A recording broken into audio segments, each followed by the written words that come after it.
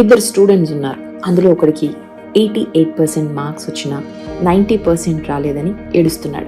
And second student 70% మాత్రమే వచ్చింది.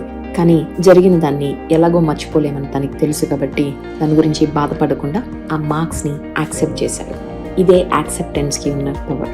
90% marks కోసం ప్రయత్నం మొదలు పెట్టాడు. ఇదే యాక్సెప్టెన్స్ కి ఉన్న పవర్. కృష్ణుడు కర్ణుడి కథ కూడా దీనికి ఒక బెస్ట్ ఎగ్జాంపుల్. కృష్ణుడు కర్ణుడి లైఫ్ స్టోరీస్ కొంచెం వరకు సిమిలర్ గా ఉంటాయి. ఇద్దరు పుట్టగానే పేరెంట్స్ నుంచి సెపరేట్ అయ్యారు. ఇద్దరు వాళ్ళ అసలైన పేరెంట్స్ దగ్గర పెరగలేదు.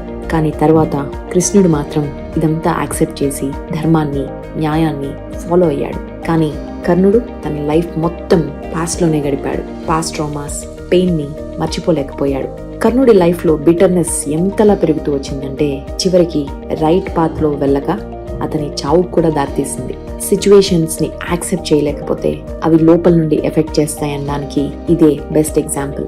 అందుకే స్టూడెంట్స్ అయినా అడల్ట్స్ అయినా ప్రాబ్లమ్స్ వచ్చినప్పుడు వాటిని యాక్సెప్ట్ చేయాలి. సర్వైవ్ అయ్యి పీస్ఫుల్ లైఫ్ కావాలంటే ఇది ఒకటే దారి. Believe me.